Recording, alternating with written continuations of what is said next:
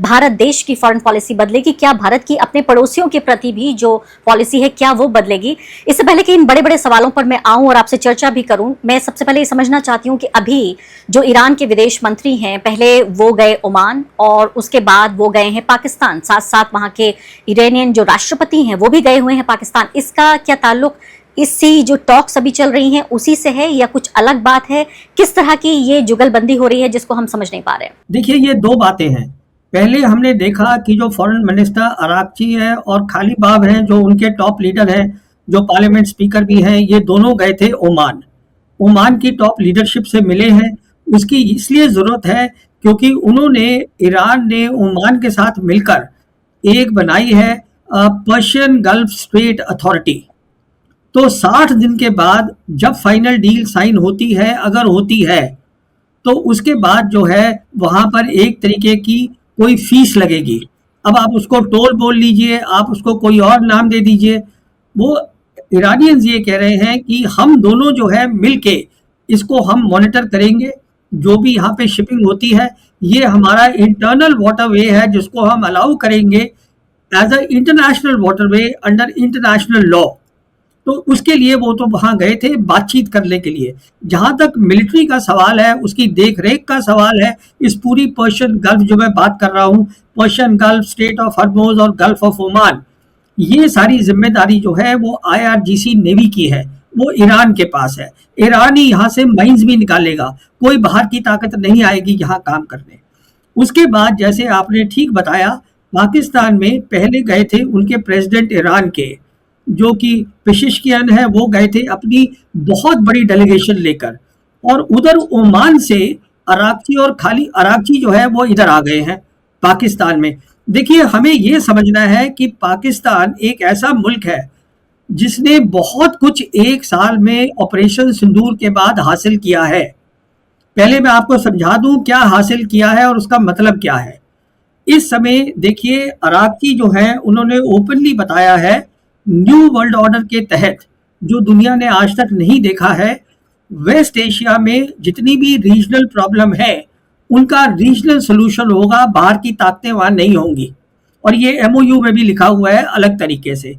कहने का मतलब ये है कि अमेरिका को जाना है वेस्ट एशिया छोड़कर, और अरागची ये कोशिश कर रहे हैं अब, जो कि कामयाब हो रहे हैं, कि सारी जो रीजनल ताकतें हैं वेस्ट एशिया की, वो सब एक साथ मिलजुल के काम करें। अब एक ही ऐसी ताकत है जो वेस्ट एशिया की नहीं है, पर वो वेस्ट एशिया के साथ परमानेंटली जुड़ गई है, और वो है पाकिस्तान। कैसे जुड़ गई है? वेस्ट एशिया में जो बड़ी ताकतें हैं, एक तो क्वाड बन गया है, उस क्वाड के अंदर है टर्की, उसके अंदर है इजिप्ट, पाकिस्तान और सऊदी अरेबिया, 4 बड़ी बड़ी कंट्री ये आपस में बात कर रही हैं। फिर जो ये MOU है, देखिए ईरान ने इस MOU का नाम दिया है इस्लामाबाद MOU, जो कि अमेरिका ने नहीं दिया है, अमेरिका ने उसको सिर्फ MOU बोला है।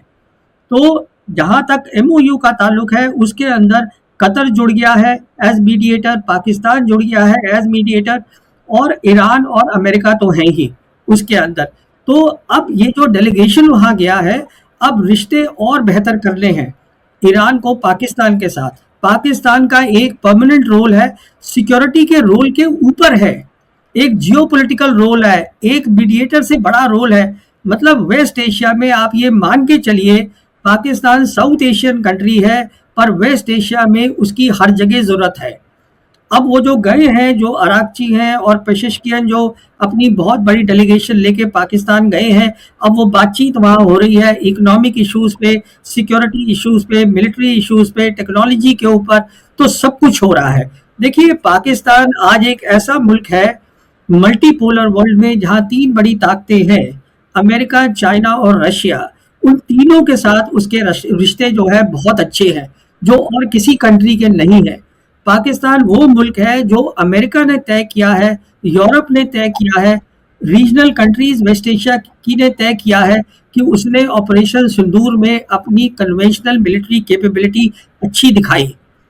वो मुस्लिम कंट्री है जिसके पास न्यूक्लियर वेपन्स है। तो मैं आपसे ये कहने की कोशिश कर रहा हूँ कि पाकिस्तान का जो ओहदा है न्यू वर्ल्ड ऑर्डर में परमानेंटली बहुत बड़ा हो गया है। ये हमें समझना है। तो बड़ा हो गया। और मैं कई ऐसे कमेंटेटर्स को देख रही थी जो अदरवाइज अगर हम देखें तो बहुत ज्यादा तारीफ नहीं कर सकते, क्योंकि भारत में पाकिस्तान तथाकथित रूप से एक दुश्मन देश के तौर पे जाना जाता है और जाहिर है एक टेरर का स्पॉन्सर रहा है। उस लिहाज से भी एक झिझक भी जो जिन लोगों में थी उनमें भी देख रही हूँ मैं। ब्रह्मा चलानी जैसे लोग भी ये कह रहे हैं कि पाकिस्तान का ओहदा बड़ा है, लेकिन एक ओहदा एक तरफ है और दूसरी तरफ है उसकी यूटिलिटी कि किस वजह से ऐसा हो रहा है।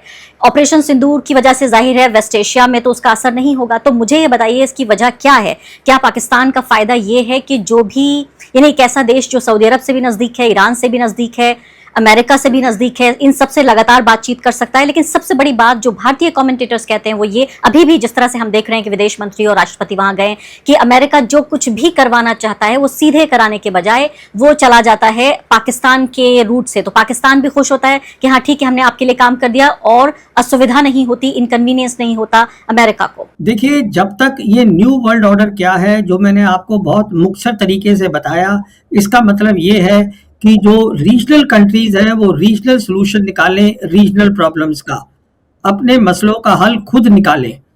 इस नए वर्ल्ड ऑर्डर में आप ये समझिएगा, जो आप कह रही हैं हमें इसको समझना है न्यू वर्ल्ड ऑर्डर को।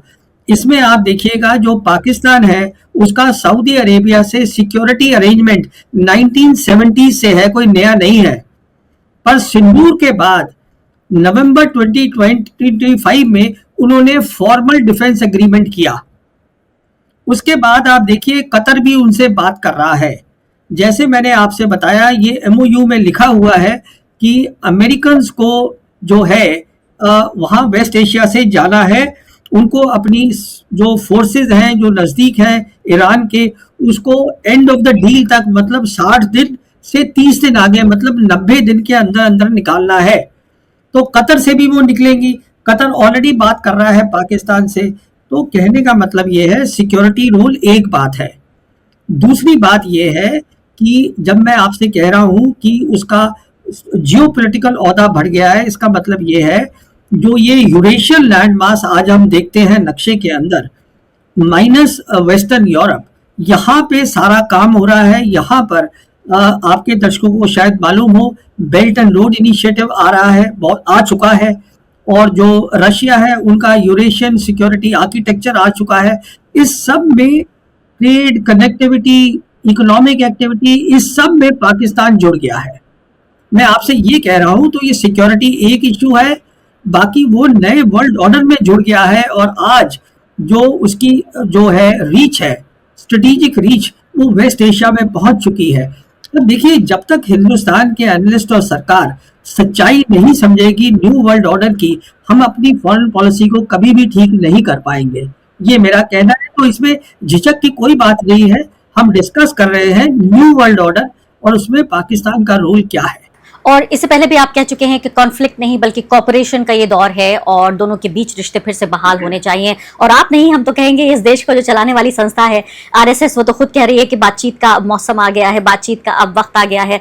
लेकिन साथ साथ आर्टिकल्स लिखे जा रहे हैं। अभी भी एक मेजर न्यूज वेबसाइट पर मैं आर्टिकल पढ़ रही थी कि पाकिस्तान ये बहाना बना रहा है, दिखा रहा है कि वो पीस टॉक्स करना चाहता है या पीस टॉक्स में एक मीडिएटर का रोल अदा करना चाहता है। उसका फायदा दरअसल वॉर में है। जितनी देर तक ये वॉर चलती रहेगी उसकी अपनी एक हैसियत बनती और बढ़ती रहेगी और पूरी दुनिया को दिखाता रहेगा। तो अभी भी इस तरह के आर्टिकल छप रहे हैं। लेकिन मैं ईरान पर वापस लाना चाहती हूं आपको और ये समझना चाहती हूं कि ये पूरे जो फसाद है ये शुरू हुआ था इस तरह से कि अमेरिकी राष्ट्रपति हमला इजराइल के साथ हमला ईरान पर इसलिए करना चाहते थे कि उनका न्यूक्लियर प्रोग्राम जो है उसको खत्म कराना था, उनका मिसाइल का, बैलिस्टिक मिसाइल का जो प्रोडक्शन था वो बंद कराना था। बाद में तो ये भी कहने लगे थे कि औरतों को आज़ाद कराना है, वहाँ ह्यूमन राइट्स के लिए भी बात करनी है। डोनाल्ड ट्रंप ने बाकायदा बयान दिया और कहा लोगों से ईरान के कि जाइए अपनी सत्ता पर अपना तख्त पलट दीजिए और अपना सिंहासन हासिल कर लीजिए। इस तरह की बातें वो कर रहे थे और अब पूरे के पूरा मामला आकर स्ट्रेट ऑफ हॉर्मुज पे टिक गया है। कई बार हमने आपसे बातचीत की है और स्ट्रेट ऑफ हॉर्मुज के खुलने को लेकर आपने अभी बातचीत में अभी एक तरफ इशारा भी किया, उसी बात को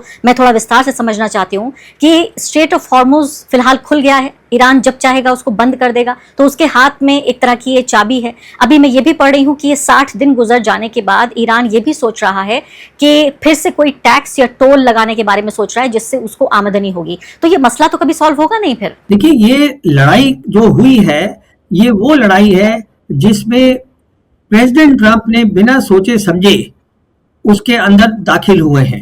जहां तक नेतन्याहू का सवाल है, उनको पूरी क्लैरिटी थी कि मैं क्या कर रहा हूं। ट्रंप को शुरू से ही नहीं पता था। ट्रंप को ऐसा लगा नेतन्याहू की बात से कि जैसे मैंने वेनेजुएला किया है, वही चीज मैं ईरान में भी कर सकता हूं। तो उसका नतीजा अब ये है कि जो सिचुएशन लड़ाई से पहले थी, वो सिचुएशन लड़ाई के बाद नहीं हो सकती, क्योंकि लड़ाई के बाद जो ग्राउंड की सिचुएशन है वो बदल चुकी है। तो जो इंटरनेशनल वाटरवे था, स्टेट ऑफ ये हर्मुज, पर्शियन गल्फ स्टेट ऑफ हर्मुज, अब वो नहीं हो सकता। इसीलिए उन्होंने एक अथॉरिटी बनाई है, ईरान ने ओमान के साथ मिलके, जिसके जिसके लिए जैसे हम अभी बात कर रहे थे, उनके जो खालिबाफ हैं और जो अराकची हैं वो ओमान गए थे, ओमान की लीडरशिप से बातचीत हुई है। वो यही बातचीत हुई है कि हमको कैसे सारी जीसीसी कंट्रीज को साथ लेके और कैसे हम इसको हमें करना चाहिए आगे का 60 दिन के बाद का, जब डील साइन हो जाती है काम। और जैसे आप बता रही हैं, किसी तरीके का टैक्स पक्का लगेगा, क्योंकि अब वो कह रहे हैं कि सिक्योरिटी टैक्स लगा सकते हैं या और किसी नाम से टैक्स लगा सकते हैं। और ये जो स्टेट ऑफ हर्मुज है, ये पूरा ईरान की नेवी के कब्जे में है और वहीं रहेगा। तो ये कहना कि अब सिचुएशन पहले जैसी हो जाए तो वो नहीं होगी। और ईरानियन ने साफ कह दिया है कि जब फाइनल डील हो भी जाती है, हम इजराइल के किसी वेसल को स्टेट ऑफ हर्मुज से नहीं जाने देंगे। इजराइल के लिए हमेशा के लिए बात खत्म हो चुकी है जहां तक स्टेट ऑफ हर्मुज का ताल्लुक है। जैसे मैं आपसे कह रहा था, ईरान ये लड़ाई जीत गया है, हमको पहले तो ये समझना है। हमको ये नहीं सुनना है कि प्रेसिडेंट ट्रंप क्या बोल रहे हैं, सोशल मीडिया पे क्या लिख रहे हैं, उसकी कोई अहमियत नहीं है। हमें ईरानियन जो बोल रहे हैं उसको सीरियसली लेना है। बिल्कुल, आप सही फरमा रहे हैं। और आपने ही, मुझे याद है, कई महीने पहले बार बार इसको दोहराना भी अजीब लगता है कि शायद आप अकेले ऐसे कमेंटेटर, अकेले ऐसे एक्सपर्ट रहे होंगे जब इस बात को कह रहे थे, और बाकी हमारे दर्शक कमेंट्स में लिख रहे थे कि ये क्या कोई दीवाने हैं, ये कहाँ से कौन सी मनोहर कहानियां पढ़ते हैं। ये कह रहे हैं कि ईरान अपनी शर्तों पर इस जंग को खत्म करेगा, तब ये जंग खत्म होगी। और आपने इन एज मेनी वर्ड्स, इतने ही शब्दों में आपने इस बात को कहा था, और वही सब कुछ हमारे सामने एक फिल्म की तरह ऐसा लग रहा है कि रोल हो रहा है। और मुझे वो तमाम इंटरव्यूज जो आपने मुझे दिए इस चैनल पर जो एयर हुए हैं, वो सब एक फ्लैशबैक की तरह इस वक्त मेरे सामने आ रहे हैं। और मैं भी आपकी बात पे यकीन नहीं करती थी, बार बार क्रॉस क्वेश्चन करती थी। और आज मैं आपसे वही सवाल पूछ रही हूँ हमारे उन दर्शकों की जानकारी के लिए। देखिए, हॉर्मोज कोई ऐसी चीज नहीं है जो हमने किताबों में पढ़ा हो या हमें पता हो क्या चीज है।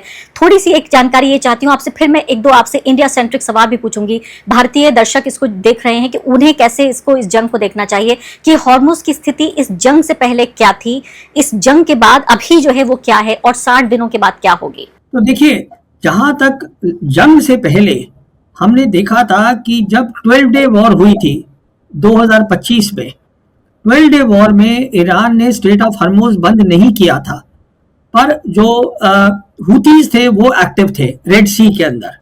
अब उन्होंने क्या किया है, क्योंकि ये स्टेट ऑफ हर्मुज हमेशा खुला रहा है। जहां तक ईरान और ओमान का ताल्लुक है, वो 1974 से ये बात कर रहे हैं कि ये हमारा इंटरनल वाटरवे है, ये हमारा वाटरवे है। अगर आप नक्शा देखिएगा तो ये इनका इंटरनल वाटरवे है, पर उसके बारे में कोई दुनिया से बात नहीं कर रहे थे।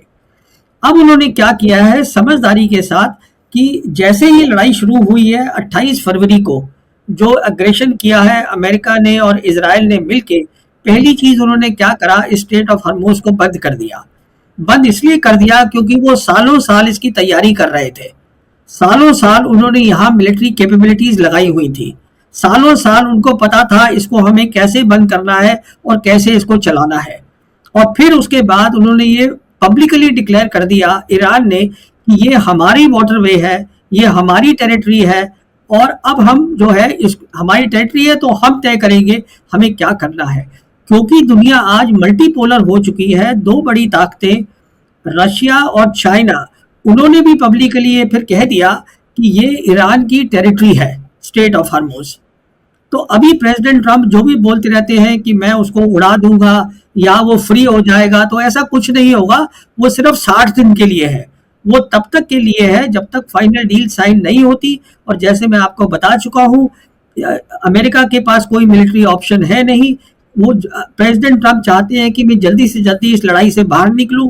तो जीती हुई पार्टी जो होती है वो तय करती है क्या करना है। तो हम देखेंगे अगले 60 दिन या ये और भी एक्सटेंड होता है तो हम देखेंगे कि रीजनल प्लेयर्स और ईरान और उनको सपोर्ट करते हुए चाइना और रशिया वो तय करेंगे कि वेस्ट एशिया में क्या होगा। सिर्फ आउटसाइड कंट्री जो इन्वॉल्व होगी इसमें पूरी तरीके से शामिल होगी वो है पाकिस्तान। तो हिंदुस्तान को समझना है, क्योंकि हमारे बहुत सारे यहाँ पर इम्पोर्टेंट रीजंस हैं कि हमें वेस्ट एशिया में हमारे वो वर्कर्स काम करते हैं, हमारा यूएई के साथ बहुत, हम वहाँ से तेल लेते हैं, गैस लेते हैं, एलएनजी लेते हैं। तो हमारे को समझना है कि दुनिया कितनी बदल चुकी है और हमको उसी हिसाब से अपनी फॉरेन पॉलिसी को एडजस्ट करना चाहिए।